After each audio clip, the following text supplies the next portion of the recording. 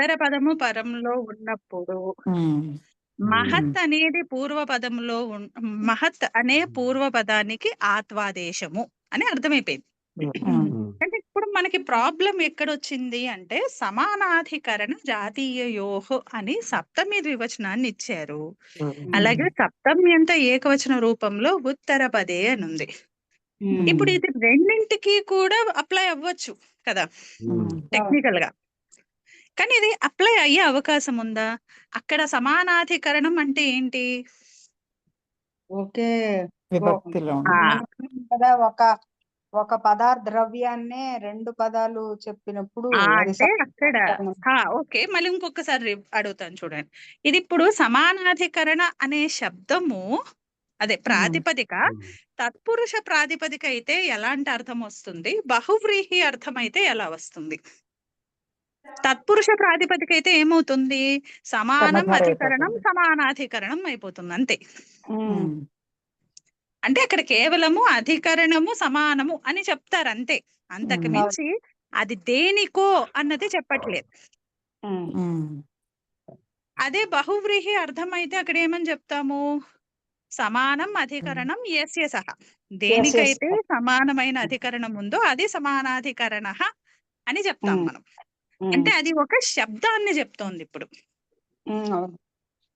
కదా, శబ్దాన్ని చెప్తోంది. మరి ఇప్పుడు ఇక్కడ సమానాధికరణ జాతీయ యోహోలో సమానాధికరణ అనే శబ్దం చేత సమానాధికరణము అంటే పూర్వపదముతో సమానాధికరణము ఉన్నటువంటి శబ్దము అనే అర్థాన్ని తీసుకోవాల్సి వస్తుంది మనం. సో అలాంటప్పుడు మనకు అక్కడ ఉత్తర పదే అన్నది సమానాధికరణానికి వర్తిస్తోంది కదా. సమానాధికరణే ఉత్తర పదే అంటే ఉత్తర పదము పూర్వ పదము ఉత్తర పదముతో సమానాధికరణములో ఉండగా అని తెలుగులో చాలా ఈజీగా చెప్పేస్తాం మనం. కానీ ఇక్కడ సంస్కృతంలో అక్కడ ఏమైంది, బహువ్రీహి అర్థమైంది. ఆ ఉత్తర పదానికి విశేషణం ఈ సమానాధికరణే అంటే. అంటే పూర్వ పదముతో దేనికైతే సమానమైన అధికరణము ఉన్నదో అదే ఉత్తర పదము అయినప్పుడు. మళ్ళీ ఒకసారి రిపీట్ చేయండి. ఇక్కడ సమానాధికరణి ఉత్తర పదే అన్నప్పుడు ఇక్కడ సమానాధికరణం అన్నది ఉత్తర పదానికి విశేషణం అయింది. అంటే ఉత్తర పదం ఎలా ఉండాలి, పూర్వ పదముతో సమానాధికరణము కలిగినదిగా ఉండాలి. అలా రావాలి అంటే అక్కడ సమానాధికరణ శబ్దము మనకి ఆ ప్రాతిపదిక ఏదైతే ఉందో అది బహువ్రీహి అన్య పదార్థాన్ని సూచించాలి. కేవలము అధికరణంతో ఆగిపోవడానికి లేదు. పూర్వ పదముతో సమానమైనటువంటి అధికరణము దేనికి ఉన్నదో అది. అందుకని మనకి ఇక్కడ ఉత్తర పదం అన్నది సమానాధికరణ శబ్దానికి అన్వయం సరిపోతుంది. అంటే విశేషణం విశేషాల ఈ రెండు సమానాధికరణ ఉత్తర పదే, సమానాధికరణే ఉత్తర పదే. ఇప్పుడు జాతీయకు వచ్చేసాం. ఈ జాతీయ అంటే ఏంటి, జాతీయ ప్రత్యయం, ప్రకార వచనంలో వచ్చేటటువంటి జాతీయ ప్రత్యయం. మరి ఇప్పుడు ఈ జాతీయ ప్రత్యయానికి ఉత్తర పదానికి అసలు ఏమైనా అన్వయం ఉందా?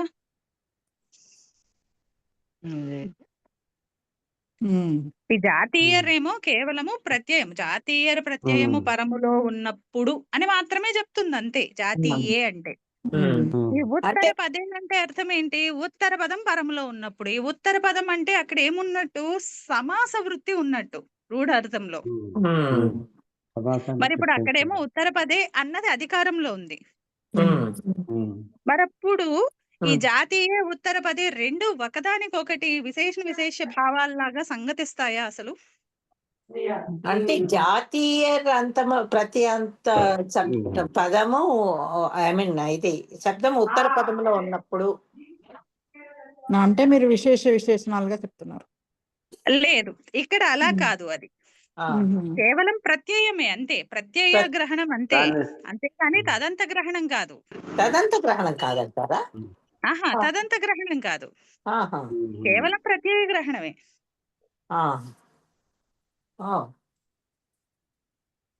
మరి ఇప్పుడు ప్రత్యయ గ్రహణమే అయినప్పుడు ఇక్కడ ఏమవుతుంది, దాని అర్థం జాతీయ అంటే అర్థము జాతీయ ప్రత్యయము పరమైనప్పుడు. అది అక్కడ ప్రత్యయాన్ని చెప్తోంది. ఈ ఉత్తరపదే అన్నది ఏం చెప్తోంది? ఒక సమాస వృత్తిలో ఉత్తర పదం పరములో ఉన్నప్పుడు అని చెప్తోంది. ఆ రెండిటికి కూడా అసలు సమాసాలలో జాతీయ ప్రత్యయము అన్నది పరంలో ఉండదు కదా. జాతీయ ప్రత్యయాంతం ఉంటే ఉండొచ్చేమో, కానీ ప్రత్యయం అయితే ఉండదు కదా. ప్రత్యయం అయితే ఉండదు కదా. అందుకని ఇక్కడ ఈ ఉత్తర పదే అనేది జాతీయ ప్రత్యయానికి సంగతించదు, కేవలము సమానాధికరణానికి మాత్రమే సంగతిస్తుంది. అంటే ఇప్పుడు మనకి అప్పుడు అనువృత్తితో కూడినటువంటి సూత్రం ఏం చెప్పుకుంటాము అంటే, మనము మహతః సమానాధికరణే ఉత్తరపదే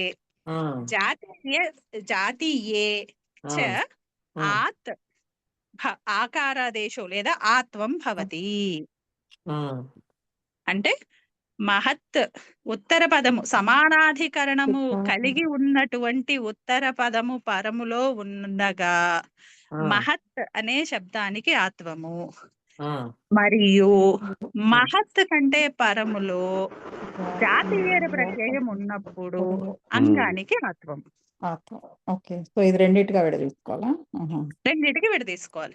ఎందుకని ఇంత ట్రబుల్ అని కాదు, ఎందుకని అక్కడ జాతీయ అన్నది కేవలము ప్రత్యయ గ్రహణమే గాని తదంత గ్రహణం కాదు. కాబట్టి జాతీయ ప్రత్యయము పరములో ఉన్నప్పుడు ఆ ఉత్తర పదాధికారం ఇక్కడ సంగతించదు. అంత గ్రహణం కాదు.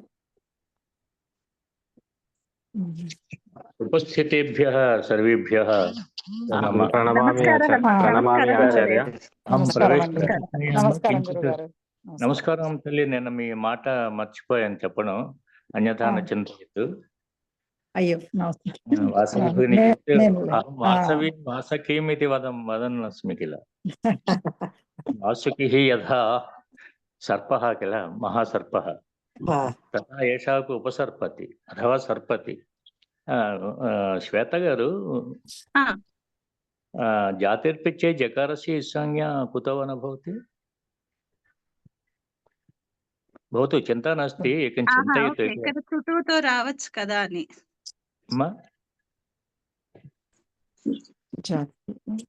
పర్వాలే, శృణోతు ఏకవారం. చెప్పండి. భవతి వదంతి అస్తి సమానాధికరణ జాతీయయోః ఇతి కిల. సమానాధికరణం ఇత్యుక్తే అంటే ఒకటే ద్రవ్యము వాచ్యం అవుతున్నప్పుడు సమాన వ్యక్తికి కూడా సమానం అధికరణం యస్య సహ. నమ సమానం అధికరణం ఇత్యుక్తే అంటే సమానం వాచ్యం, అధికరణం అంటే ఇక్కడ వాచ్యం ఒకటే ద్రవ్యం.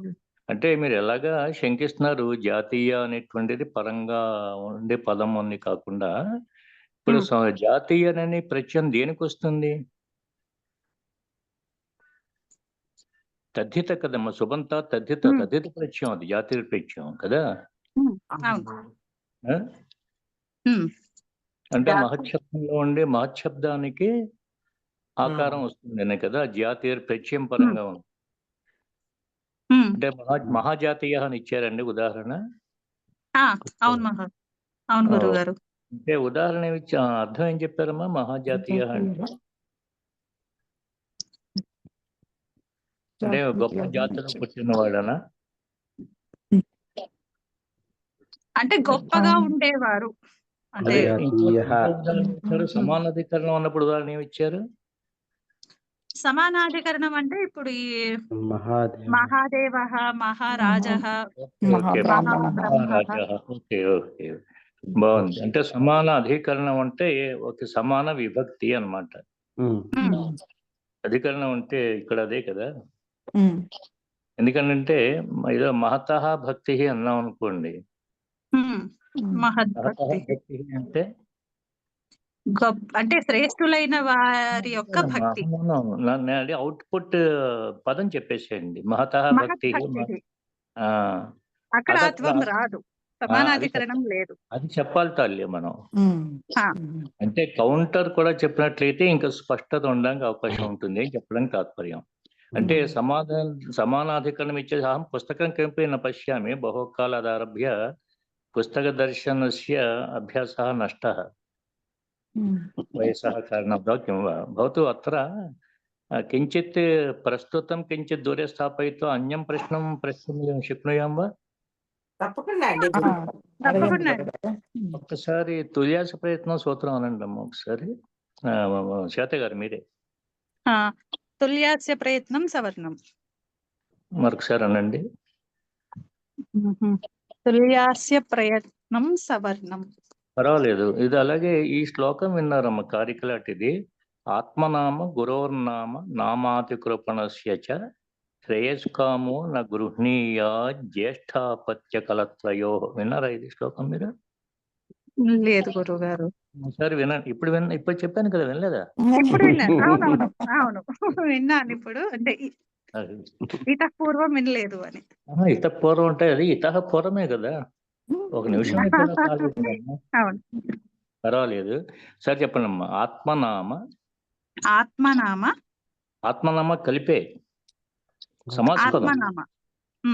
గురోర్నామ సంధి ఏమిటి తేడా? ఆత్మనామకి గురోర్నామ. ఆత్మనామ ఏమిటి, గురోర్నామ ఏమిటి? ఆత్మనామ సమాసం, గురోర్నామ అనేది గురోర్నామ అక్కడ జస్ట్ సంధి జరిగిందంతే. జస్ట్ సంధి అంతే, సమాసం ఏం లేదు కదా. సమాసం లేదు. సమాసం అయితే ఏమన్నా ఉండే వాళ్ళం మనం? సమాసం అయితే గురునామ అనేవాళ్ళు. చెప్పండి తల్లి. గురునామ అంతే కదా, అది గమనిస్తున్నారు కదా. ఇదే ఆత్మనామాన్ని కేవలం సంధిగా చెప్తే ఏమని ఉండేవారు మీరు? ఆత్మనః నామ ఆత్మనః నామ. కంగారు పడద్దమ్మా, నేనేమి సరదాగా వస్తానంటే అప్పుడప్పుడు చెప్పుకోవచ్చు, టీ తాగి వెళ్ళిపోతూ ఉంటాను. మరొకసారానండి అమ్మా.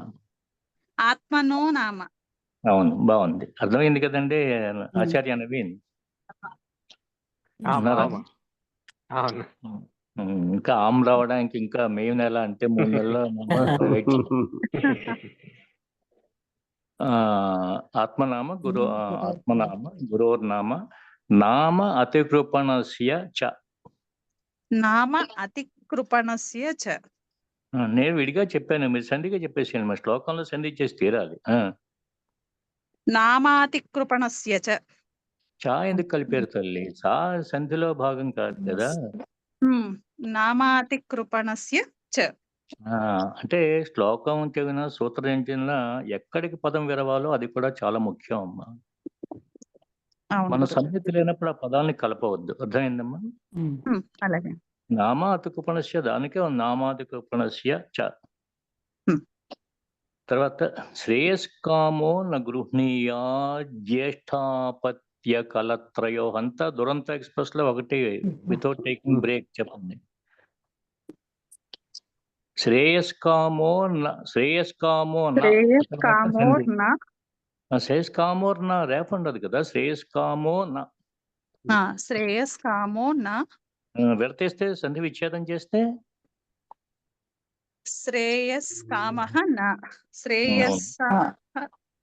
అంతే.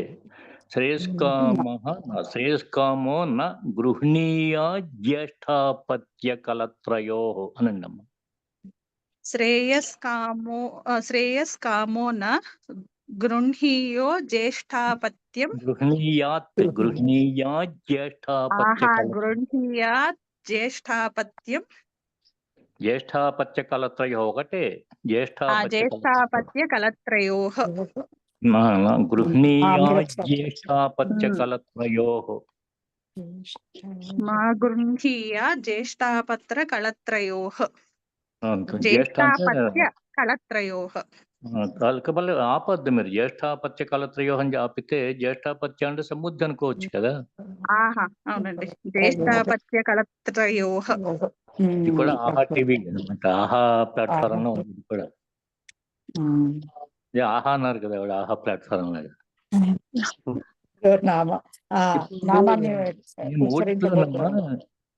జ్యేష్ఠాపత్య కలత్రయో ఒకసారి అనండి అమ్మా. అది జ్యేష్ఠాపత్య కళత్రయోః. ఇంకో పదం చెప్తాను చూడండి, గుర్తెట్టుగా మొట్టమొదటి ఏం చెప్పాను గుర్తుందా మీకు? ఆ, తుల్యాశ ప్రయత్నం సవర్ణం ఒకటి, జ్యేష్ఠాపత్య కళత్రయోః ఒకటి. గుర్తు రెండు చెప్పండి అమ్మా సరే. తుల్యాస్య ప్రయత్నం సవర్ణం జ్యేష్ఠాపత్య కళత్రయోః. జ్యేష్ఠ అని ప్రథమ వర్ణం అంటున్నారు. జ్యేష్ఠాపత్య కళత్రయోః. జ్యేష్ఠత్వం ఇవ్వాలి కదా, జ్యేష్ఠత్వం అంటే కొంచెం తగ్గిపోతుంది గౌరవం. గౌరవం తగ్గిపోతుంది. గౌరవం అంటే గురువు కదా. గురుగారు అంటే కొద్దిగా ఉచ్చారణ దోషాల మూలన జరుగుతుంది అది. ఉచ్చారణ అనొద్దమ్మా, చాకి చాపెట్టు.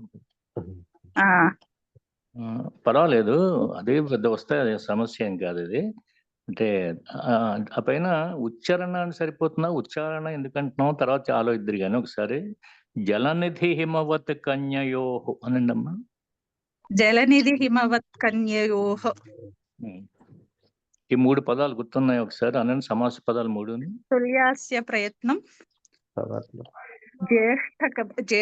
జ్యేష్ఠపత్న్య కళత్రయోః. అపత్య అంటదమ్మా, జ్యేష్ఠపత్యం ఉంటుందా, జ్యేష్ఠ అపత్యాన్ని కదా. జ్యేష్ఠాపత్య కళత్రయోః. మూడోది హిమవత్ జలనిధి హిమవత్ కన్యయోః. జలనిధి హిమవత్ కన్యయోః. అర్థమైందమ్మా? సరిగ్గా వినిపించలేదు గురుగారు. జలనిధి హిమవత్ కన్యయోః. ఓకే, జలనిధి హిమవత్ కన్యయోః. ఈ మూడు పదములు జలనిధి హిమవత్ కన్యయోః. ఇప్పుడు ఇవి చెప్పిన మూడు ఏమిటండి?